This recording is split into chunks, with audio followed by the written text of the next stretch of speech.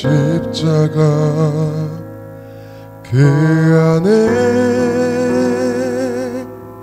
사랑과 순종의 고난이 있네. 세상을 구하신 어린 양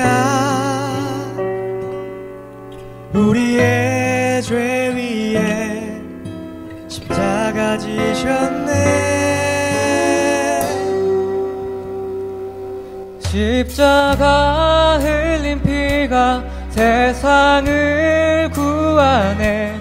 내 안에 흘러나도 구하소서.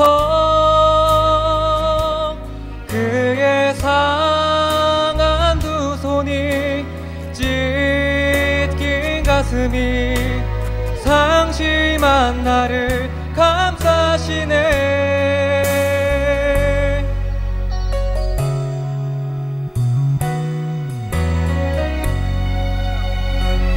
만왕의 왕이요 부활아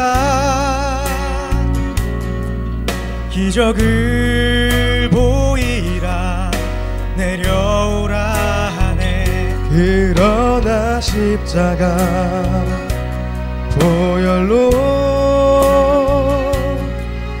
그분의 완전한 사랑을 주셨네. 십자가 흘린 피가 세상을 구하네. 내 안에 흘러나도 구하소서. 그의 상한 두 손이 찢긴 가슴이 상심한 나를 감싸시네. 주님의 죽으심과 또 주의 섬김을 내 안에 또 내 삶에 채우소서. 죽기까지 사랑하신 주의 사랑을 세상이 다 알게 하소서.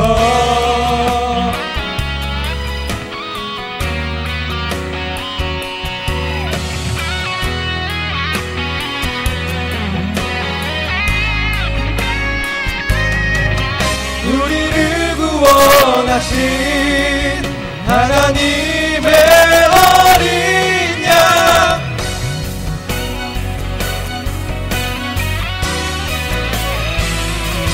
십자가 흘린 피가 세상을 구하네. 내 안에 흘러나도 구하소서. 그의 상한 두 손이 찢긴 가슴이 상심한 나를 감싸시네. 주님의 죽으심과 또 주의 섬김을 내 안에 또 내 삶에 채우소서. 죽기까지 사랑하신 주의 사랑을 세상이 다 알게 하소서.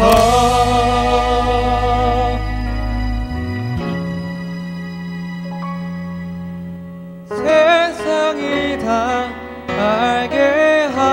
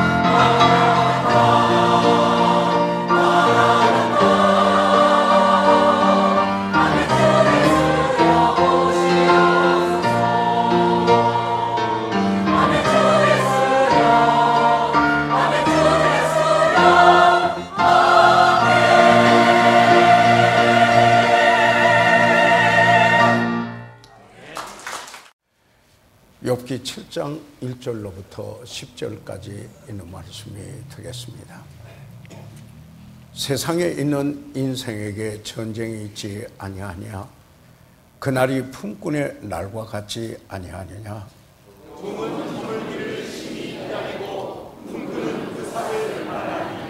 이와 같이 내가 여러 달째 공고를 받으니 수고로운 밤이 내게 작정되었구나.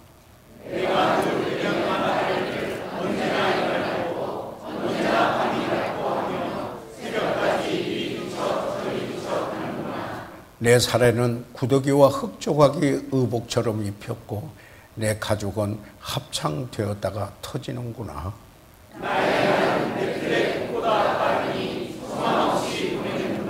내 생명의 한 호흡 같음을 생각하옵소서. 나의 눈이 다시 복된 것을 보지 못하리이다. 나를 본 자의 눈이 다시는 나를 보지 못할 것이고 그의 눈이 나를 행하실지라도 내가 잊지 아니하리라. 구름이 사라져 없어진 같이 음부로 내려가는 자는 다시 올라오지 못할 것이오니 그는 다시 자기 집으로 돌아가지 못하겠고 자기 처소로 다시 그를 알지 못하리이다. 아멘. 살아계신 우리 아버지 하나님, 오늘 저희들에게 복된 주일을 주시고 아버지 주의 전에 모이게 해주셔서 감사합니다. 아버지 하나님, 오늘 저희들이 찬양했으며 또 아버지 하나님 기도하며 또 하나님께 물질을 드렸습니다. 이제 하나님의 말씀이 선포되는 이 시간, 오 성령께서 주장해 주시옵고 아버지 하나님 지혜와 권능으로 은혜로 충만한 시간이 되게 하여 주시옵으며 이 말씀이 전해질 때 성령께서 조명해 주셔서 우리의 삶의 변화와 의의 열매를 맺어 하나님께 영광 돌리도록 도와주시옵소서. 감사드리옵고 예수 그리스도의 이름으로 기도해 싸움나이다. 아멘. 착석해 주시기 바랍니다.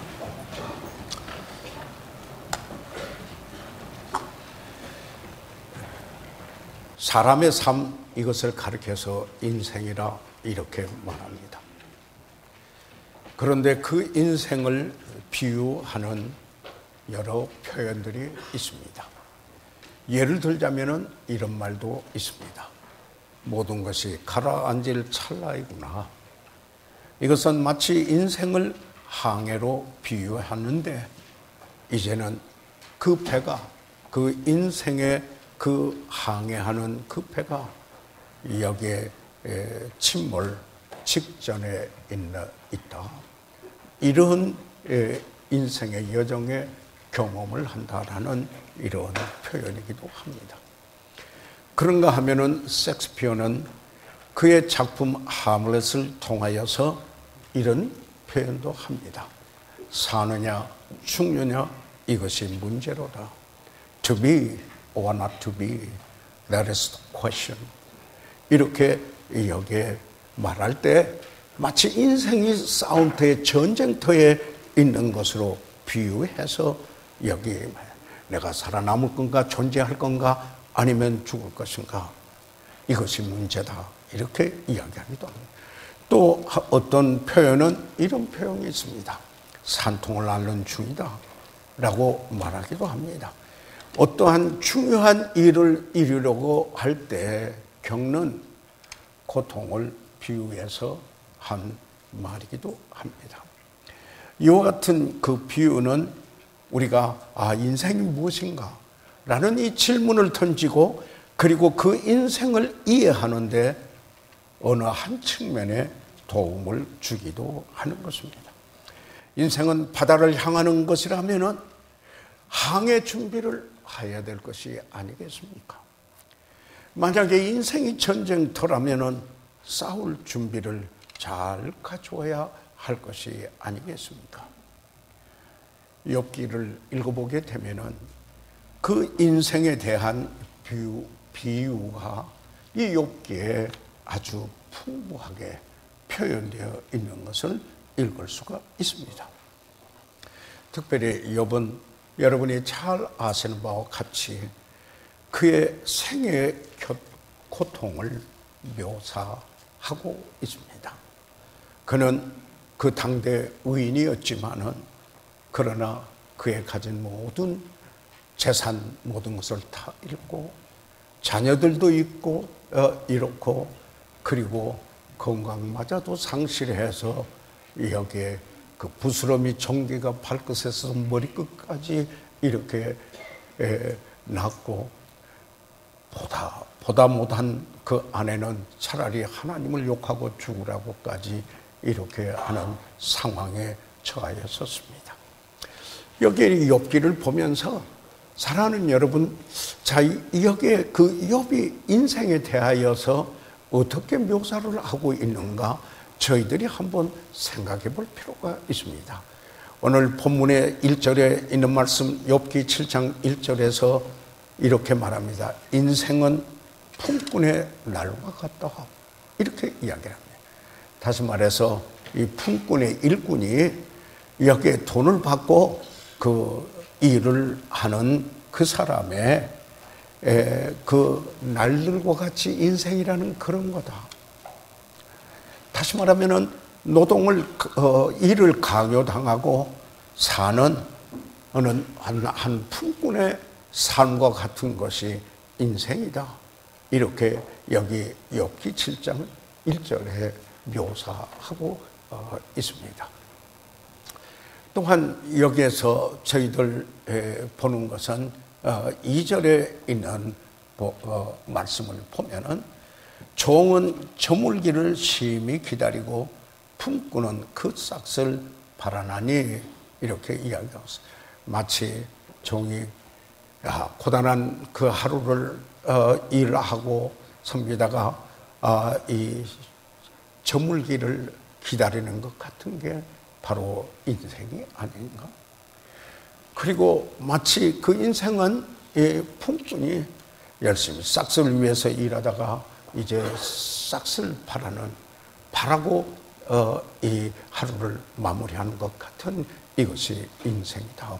이렇게 여기 묘사하고 있습니다. 그뿐만 아니라 6절에서 그는 이런 묘사를 하고 있습니다.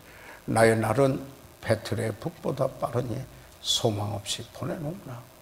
보고 그 인생을 그가 사는 날들을 보니까 배를 짜는 배틀의 북에 칙칙칙칙 하고 왔다 갔다 이렇게 하는 게 빨리 지나가는데 그 인생이 그와 같다 하면서 그런데 소망 없이 보냈구나. 이렇게 여기에 그 인생에 대하여서 묘사를 하고 있습니다. 그뿐만 아닙니다. 여기 7절에 욥기 7장 7절에 있는 말씀을 보면은 내 생명이 한 호흡 같음을 생각하옵소서. 살고 죽는 것은 한 호흡에 달려 있습니다. 그래서 이 욥은 마치 이야기합니다. 그러고 보니까 여기에 생명의 한 호흡과 같다. 이렇게 이것을 생각하셔서 이렇게 말하면서 9절에 그는 또 이런 표현을 하고 있습니다. 구름이 사라져 없어진 같이 라고 이야기합니다. 멀리 하늘에 구름이 뭉게뭉게 또 피는 것 같았으나 그러나 다시 보니까 그 구름이 사라져 없어진 것 같은 바로 이것이 인생이 아닌가. 여기에 이 욥은 그는 그 당대 의인입니다. 예.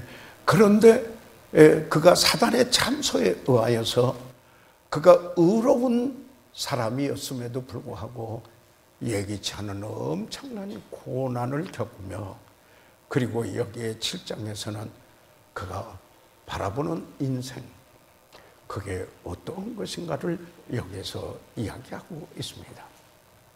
욥기 9장으로 가서 보게 되면은 25절과 26절에서 욥은 또 이렇게 이야기를 합니다. 나의 날이 체부보다 빠르니 내 사는 날들이 여기에 그 당시 체부들 우체부가 제일 빨리 움직이는 사람들입니다. 체부보다 빠르니 달려감으로 복을 볼 수 없구나. 그러같이 빨리 지나가고 달려가는데 기쁨을 붙들지 못했구나. 한 기쁨의 한 순간도 그렇게 누려보지 못하고 이렇게 왔구나. 이렇게 인생에 대하여서 이야기를 합니다. 그러면서 그는 그 지나가는 것이 빠른 배 같고, 배가, 이 지나가는 것이 빠른 배가 저 수평선에 나타나는가 했더니 금방 빨리 지나가는 배처럼 여기에 갔고, 그 다음에 또 묘한 말을 하나 여기에 묘사하고 있습니다. 움칠 것에 날아내리는 독수리와도 같구나. 그 인생이 독수리가 위를 나르다가 자기 먹이를 발견하고, 그리고는 그것을 낚아채 움키기 위해서 아주 강화하는 날아내리는 독수리 같구나. 바로 인생이 이렇구나. 여기에 자기 먹을 것을 유익됐고 얻을 것을 얻기 위하여서 갑자기 내려치는 속도를 내서 다 했는데, 그런데 바로 그와 같은 것이 인생이었구나. 이렇게 이야기를 하면서 이 욥기에서 계속해서 욥기 14장 1절과 2절에는 이렇게 이야기했습니다. 여인에게서 난 사람은 사는 날이 적고 정말 살았다고 하는 날이 얼마나 되겠습니까? 그런 날이 적고 오히려 생각난 것은 괴로움이 가득한 것. 바로 괴로움으로 가득 찬 인생이 아니었느냐. 이렇게 여기에 이야기를 하고 있는 것입니다. 그러면서 2절에 그 발생함이 뭐예요? 꽃이 말이에요. 꽃과 같아서 새하여 지고, 여러분 꽃이 피었으나 그러나 꽃이 발생했어요. 그렇지만은 여기에 꽃이 시들어지는, 새하얘지는 것처럼 우리 인생이 여기에 영광스러운 것 같이 보였는데, 찬란하고 아름답게 빛나는 것 같이 예쁜 꽃처럼 보였는데 곧 새하얘지고 말았다. 그러면서 거기에 이어서 이야기하는 것이 그림자같이, 섀도우, 이 그림자같이 신속하여서 머물지 아니하거늘. 이렇게 여기에 그 인생은, 여기에 한 사람이 자기가 지나가면은 그림자가 따라갑니다. 한 곳에 머물지 않습니다. 그러하듯이 인생은 그렇구나. 이렇게 욥은 여기에 욥기에서 그렇게 노래하는 것입니다. 다시 말하면 인생은 사실상 잠시 잠깐이다 하는 것을 묘사하고 있는 것입니다. 그런데 그 잠시 잠깐에 바로 고난이 있다. 인생은 찬란하고 호화롭고 그리고 복되고 즐기고 그런 것만은 아니다. 여기에 인생에는 고난이 있다. 여인에게서 난 사람은 사는 날이 적고 괴로움이 가득하다라고 이렇게 말씀하고 있습니다. 여러분, 여기에 욥뿐만이 아니죠. 이사야 선지자도 여기에 이렇게 말하고 있습니다. 바로 이 말을 나중에 베드로가 또 그 믿음 때문에 핍박을 당하고 흩어져 나그네 된 그들을 향하여서도 여기에 이 구절을 인용해서 말하는 말씀을 저희들이 읽게 됩니다. 이사야 40장 6절, 7절, 8절에 보면은 말하는 자의 소리여 가로되 외치라. 대답하되 내가 무엇이라 외치리까?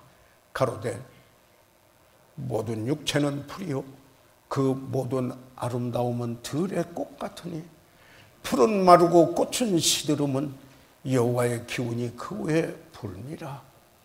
이 백성은 실로 풀이로다. 풀은 마르고 꽃은 시드나 우리 하나님의 말씀은 영영이 서리라. 여기에 이야기하고 있습니다. 백성은 실로 풀이다. 그런데 거기에 영광이 있고 영화가 있을 때가 있는데 꽃과 같다. 그렇지만 풀은 마르고 꽃은 곧 시들어 떨어진다. 그러나 여기에 하나님 말씀은 영영이 서 있다. 여러분, 이것은 베드로전서 1장 23절의 그 이하에서 베드로는 이 구절을 그대로 인용하고 있습니다. 그래서 하나님 말씀은 살아있다 이렇게 이야기를 하고, 그래서 그 살아있는 그 하나님의 말씀, 영원한 것이 복음이다 이렇게 이야기를 하고 있습니다. 바로 그로 인하여서 우리는 잠깐 여기 고난으로 가득 차 있는 그 인생을 살지만은 영원히 빼앗길 수 없는 영원한 것을 저희들이 얻는다. 그것은 어제나 오늘이나 영원토록 동일하신 그분이 하신 그 말씀을 붙들어서 그분의 뜻을 이루게 될 때 우리의 생애는 영원한 가치를 남기는 삶임을 여기에 말씀하고 있는 것입니다. 그래서 저는 여기에 그 인생 하면은 잠깐, 그런데 고난을 이야기하고 있습니다. 그래서 그러면 성경에 이런 인생의 그 고난을 무엇으로 비유하고 있는가를 좀 생각해 보지 않을 수가 없습니다. 이스라엘 민족은 고난을 겪은 민족이었다라고 말할 수 있습니다. 그런데 그때 그것을 무엇으로 묘사하고 있느냐면은 풀무, furnace, 다시 말해서 용광로로 이렇게 묘사하고 있는 것을 볼 수가 있습니다. 이사야서 48장 10절에 있는 말씀을 보면은 보라, 내가 너를 연단하였으나 은처럼 하지 아니하고 너를 고난의 풀무에서 택하였도다. 여기에 참 묘한 말이 있습니다. 너를 고난의 풀무에서 택했다. 영어 성경에 택했다라는 번역도 있지만은 원어의 그 뜻을 가까이 한 중에는 시험하였다. tested. 너를 고난의 풀무 속에서 시험해 보았다. 이런 여기에 그 번역이 될 수가 있는 것입니다. 다시 말해서 이스라엘 백성들이 바벨론의 포로가 되었을 때 이사야 선지자가 한 말이 바로 그런 말입니다. 여러분이 고난의 풀무 속에 있을 때 여호와께서 시험해 봤고 그래서 거기에서 뽑아냈다. 이런 의미를 가지고 있는 것입니다.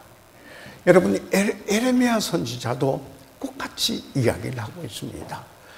예레미야 9장 7절에서도 만군의 여호와께서 이같이 말씀하시되 보라, 내가 내 딸 백성을 어떻게 처치할고 그들을 녹이고 연단하리라. 자, 여기에 예레미야 선지자도 이스라엘 백성들을 향하여서 하나님께서 내 딸이라. 여러분, 얼마나 안아주고 싶고 얼마나 보호해주고 싶은 바로 그 표현이 내 딸이라는 표현 속에 여기에 들어있는 것이 아니겠습니까? 그런데 그 백성을 어떻게 처치하고 어떻게 해야 잘하고 어떻게 해야 될 것인가? 그들을 녹이고 연단하는, 그들을 녹여서 오히려 연단시켜서 재련시키는 이런 일을 해야 할 것이 아니냐, 이렇게 여기에 이야기를 하고 있습니다. 사랑하는 여러분, 특별히 구약을 읽어보면은 내가 읽고 싶은 그런 말들을 그렇게 어떤 경우에 흔하지 않습니다. 왜 이렇게 말씀하셨을까? 이건 오히려 우리에게 고통을 주는 말이 아닌가? 이거 어떻게 이렇게 여기에 이걸 감당할 수 있겠습니까? 이런 말들이 사실 가득 차 있는 걸 봅니다. 그러나 하나님께서는 뜻이 있었습니다. 하나님께서는 우리에게 말씀해 주시고자 하는 메시지가 있는 것입니다. 하나님께서는 우리가 비록 이 땅에서 나그네로 여기에 잠시 잠깐 살지만은, 그러나 그런 삶 속에서 우리가 영원한 가치를 남기고 영생을 가지고 사는 삶으로서 어떤 목적을 가지고 살아야 할 것인가를 오히려 교훈해주고 있다라는 사실입니다. 여러분, 여기에 에레미야하고 그 다음에 에스겔도 동일합니다. 어떤 학자는 심지어는 예레미야 비서가 에스겔이 아니었느냐 이렇게까지 이야기를 하고 있습니다. 거기에 에스겔 22장 18절에서 22절까지 있는 말씀에서도 이제 이스라엘 족속이 내게 찢기가 되었나니 그 풀무 가운데 있는 노치나 이처럼 상납이나 철이나 납이나 은혜 찢기로다. 이렇게 여기에 말씀을 하고 있습니다. 이 풀무 속에서 여기에 재련하는 그 역사가 있습니다. 찢기가 있고 이게 진짜 이제 귀중한 금으로 철로 그래가지고 거기에서 이것을 그 쉐프가 형상을 주님 필요하고 쓰실 수 있는 그런 것으로 빚어져서 만들어지는 겁니다. 그런 일을 한다. 그래서 풀무 가운데서 녹는 것 같이 너희가 그 가운데서 녹으리니, 여기 맨 끝에 22절에 에스겔 22장 22절에 이렇게 말씀하고 있습니다. 이 말씀을 우리가 보고 싶으면은 우리는 하나님 복 주세요. 우리는 건강하고 싶고 우리가 잘 살고 싶고 아무런 화도 없고 그리고 복되고 살고 있습니까? 하나님 우리를 그렇게 해주시기 원해요. 하나님은 우리를 사랑하셔서 우리에게 제일 좋은 걸 주시기 원하시지 반드시 내가 원하는 좋은 것을 하나님이 약속하신 적은 없습니다. 우리가 이것을 볼 수 있어야만 하는 겁니다. 그러지 않을 때 내 중심으로 인간적인 중심에서 인간적인 소욕에서 내가 원하는 것 하나님이 해주시기를 바라고, 그것을 하나님이 안 해주시면은 하나님 아닙니다 하고 여기에 마치 이스라엘 백성들 가운데서도 다른 신을 찾았습니다. 그럴 때 하나님의 진노가 임하셨고 그리고 이스라엘 백성들이 풀무 속을 통과하는 것 같은 이런 일들이 있었다고 하는 사실을 저희들 보게 됩니다. 그래서 이렇게 모세도 이스라엘 백성들이 그 애굽에서 노예 생활을 하는 때를 가리켜서 그 고난을 풀무로 이야기했습니다. 신명기 4장 20절에 여호와께서 너희를 택하시고 너희를 새 풀무 곧 애굽에서 인도하여 내사 자기 기업의 백성을 삼으신 것이 오늘과 같아도 이렇게 이야기를 했습니다. 고난을 풀무로 비유한 실제적인 그 교훈이 있습니다. 그건 왜 그런가? 우리에게 고난이 없다, 면제했다 이렇게 말씀한 적은 없습니다. 그런데 고난 중에도 유익이 되게 하신다. 그 중에도 돌보시고 유익이 되게 하신다. 그런 이야기입니다. 다시 말해서 고난 후에 항상 목적이 있다라는 이야기인 것입니다.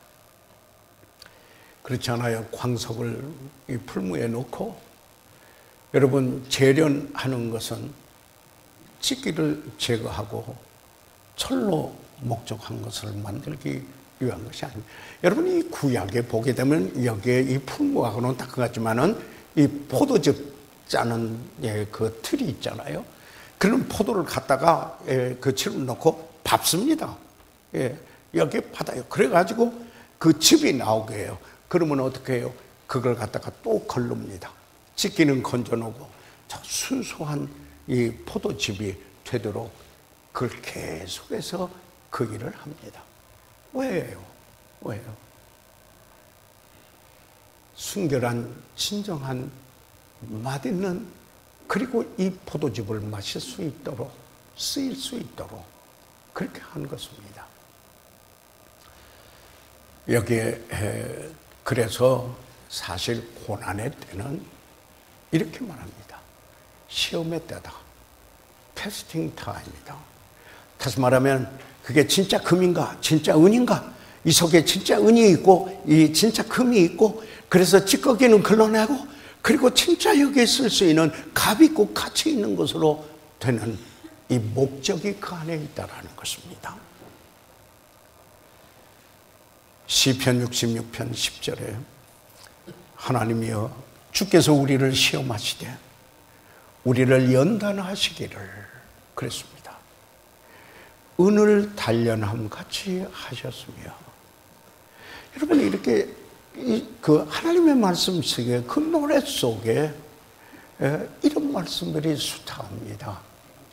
오늘날 그저 복에 복만 주십시오, 이렇게 말하고, 그런 그 기복적인 신앙의 그것은 오늘날 한국 교회의 타락성을 말하는 것이요, 진정 여기에 성서적인 그 하나님께서 원하시는 진짜 복음적인 이것을 제외시키고 있는 게 한국교회 위기라는 게 이구동성으로 하나님 말씀을 아는 사람들은 말하고 있는 것입니다. 그러나 사람들은 그걸 듣기 좋아하죠. 그걸 편안하게 생각하죠. 그러니까 아무 탈 없이 편안하게 그걸 가지고 그러나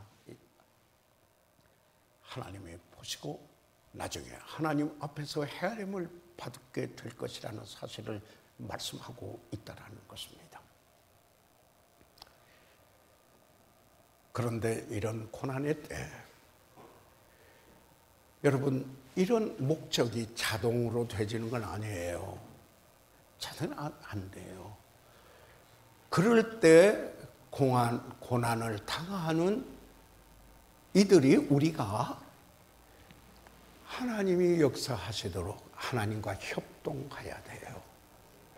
다시 말해서 하나님께 내 생애를 의뢰해야 돼요. 그러면은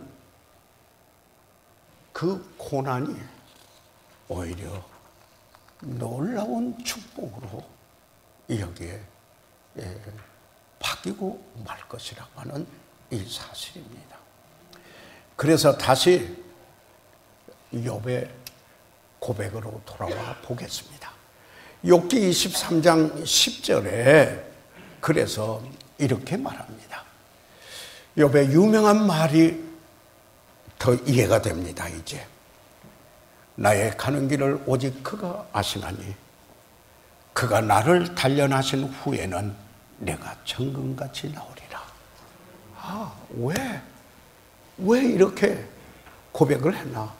그 전에 인생이 무엇이며 그런 이야기를 하는데 마침내 이야기하는 게 나의 가는 길을 오직 그가 아시나니 그가 나를 단련하신 후에는 내가 정금같이 나오리라. 여러분, 경제 위기가 생기면은 금부터 저장하고 가지려고 하지 않습니까? 가치 있고 소중하고 변하지 않는 소중하고 귀중한 것입니다. 그런데 고난을 통해서 이 풀무 속에서 우리를 단련하여, 욥이 그를 단련하여 후에 그 욥이 정금같이 나오리라. 시련을 통해서 더 나은 하나님의 백성, 이를 통해서 정말 여기에 보다 더 나게 주님에 의해서 쓰이는 이런 사람, 좀 은혜로운 사람, 이런 사람으로 여기에 빚어지는 것이 아니겠습니까? 그래서 잠언 17장 3절에 도가니는 은을, 도가니가 뭐예요? 풀무죠. 풀무는 금을 연단하거니와 여호와는 마음을 연단하시니라. 여러분, 그런 일을 통해서 우리의 인격을 형성시키는 이 일을 한다고 성경에 말씀하고 있습니다.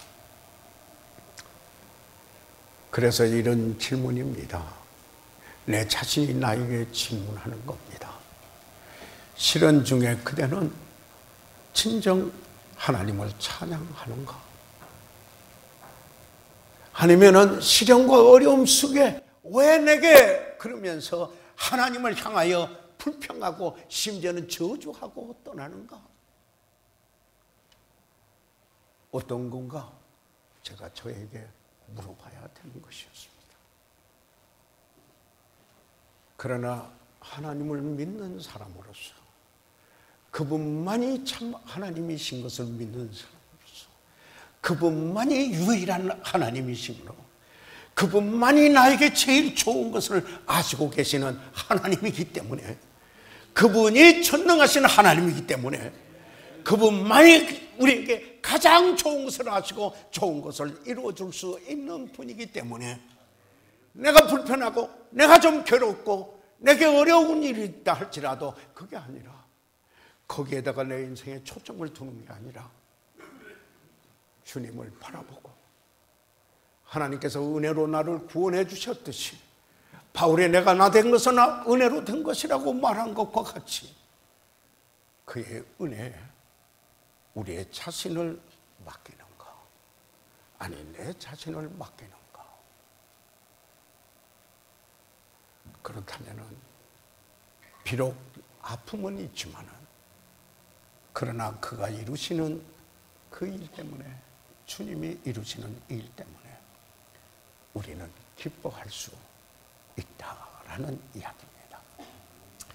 그래서 베드로가 그 믿음 때문에, 초대 그리스도인들은 믿음 때문에 그거 축복받고 뭐 그렇게 해서 이 땅에서 그렇게 누리는 경우가 별로 없어요. 오직 했으면 그분이 오늘 우리 찬양대에서 찬양한 것처럼 마라나다, 주님 다시 오십시오. 그들은 서로 만나면 마라나다 인사했습니다. 주님 오셔 영광스러운 그날 그들은 인사했습니다. 여기에 베드로전서 1장 6절과 7절에 베드로는 그들의 믿음 때문에 핍박을 받고 흩어져서 나그네, 고난을 받고 있는 나그네들에게 그는 그들을 사랑했습니다. 그는 예수님의 수제자로서 그들에게 편지를 보냈습니다. 고난 중에 소망이 있다, 그런 편지가 베드로전서입니다.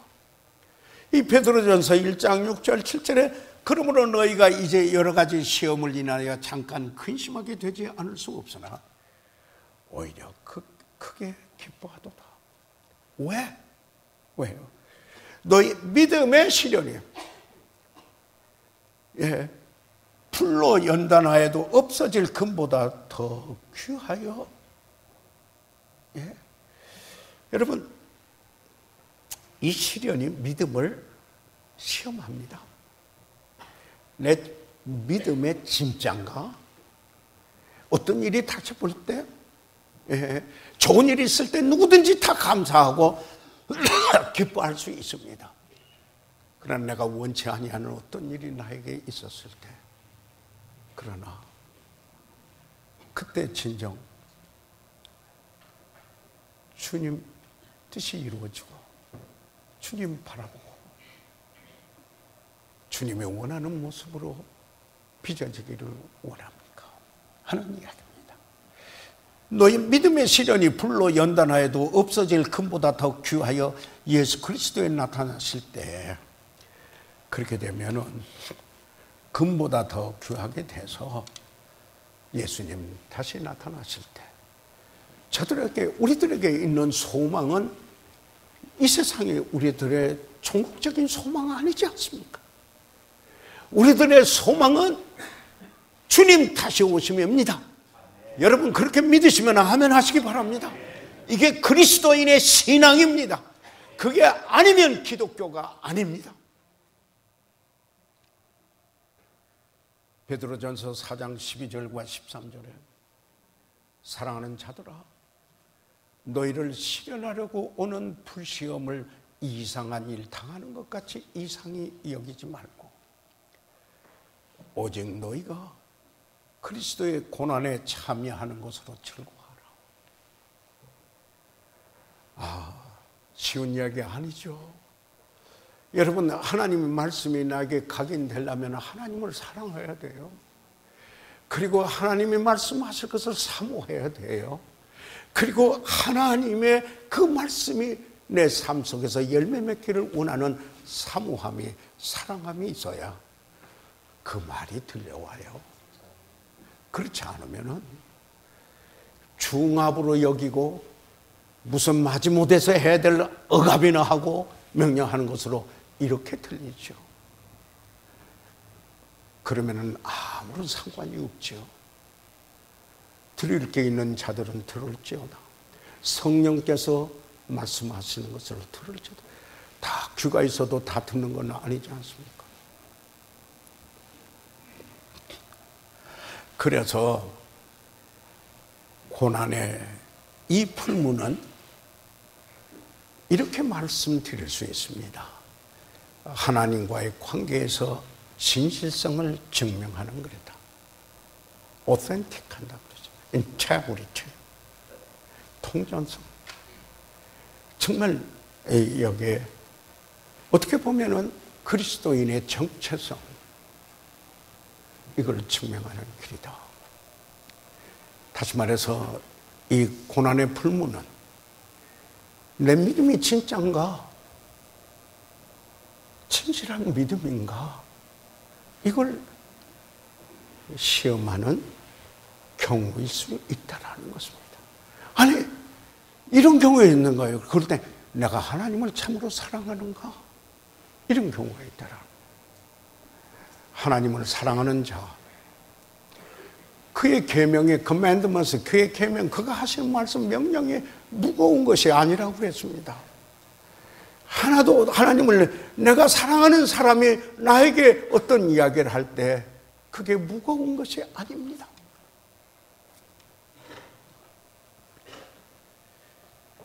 그래서 하나님을 정말 내가 사랑하는가?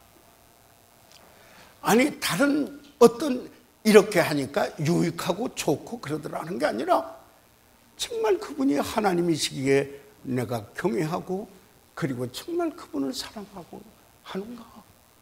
그래서 사모함이 있는가? 그래서 그 하나님의 말씀이 내 심령 속에 새겨져서 하나님의 뜻이 이루어지고 내 삶이 변화되기를 원하는가? 그리고 그럴 때 내 삶을 돌이켜보면서 내가 아직도 재련돼야 할 부분이 있는가? 저는 깨어지고 쪼개어지라 하는 게 첫 번째 제 설교집이었습니다. 두 번째는 빚어 만들어 쓰시옵소서였습니다. 세 번째는 풍성한 은혜의 아름다움이었습니다. 네 번째는 영광스러운 그날을 바라보며 이렇게 설교집의 제목을 넣었습니다. 찌꺼기를 제거하고 깨끗하게 해야 할 부분이 내게 있는가? 사랑하는 여러분, 고난의 의미는 여러 가지 있습니다.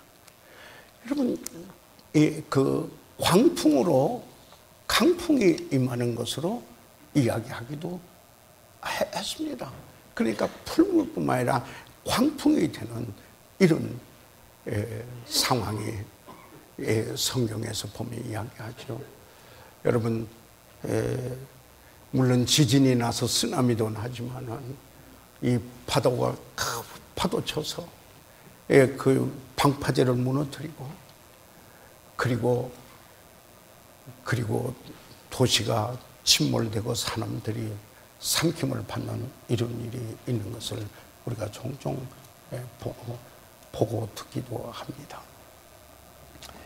그런데 하나님께서 광풍을 사용하시기도 했다 하는 이야기입니다. 그런데 하나님께서는 그 광풍도 하나님의 말을 듣습니다. 예수님께서 마가복음 4장 39절에 있는 말씀을 보면은 예수께서 깨어 바람을 꾸짖으며 바다들어 이르시되 잠잠하라, be still, 너 잠잠해라, 고요하라 하시니 바람이 그치고 아주 잔잔해지더라. 외부에서 닥쳐오는 그런 광풍이 있을 때도 주님이 잠잠하라 하면 잠잠해져. 내 속에서 일어나는 광풍이 그 용솟음 치는 것 같은 내 생애를 파탄시키려고 할 때에도 주님이 좌장하셔 잠잠하라. 그럴 때 고요해지는, 그분은 전능하신 주님이십니다.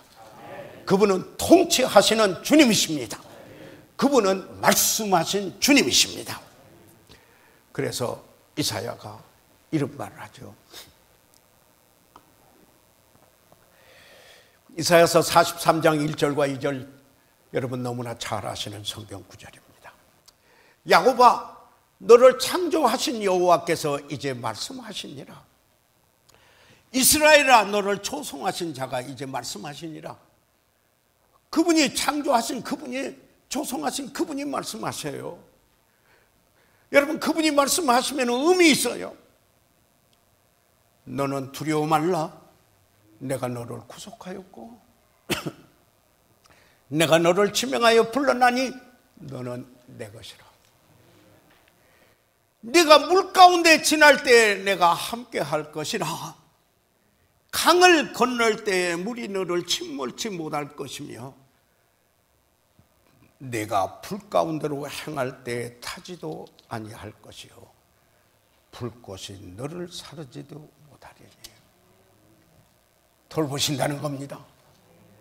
고난이 없도록 하신다고 하지는 않았습니다. 하나님의 주권적인 어떤 섭리 가운데 고난이 있습니다.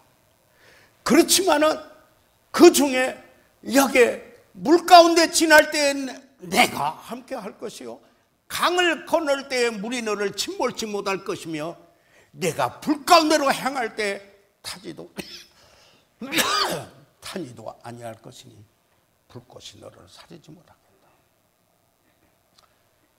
풀무 속에서 광풍 중에 우리를 붙들어 주실 것을 약속하신 것입니다.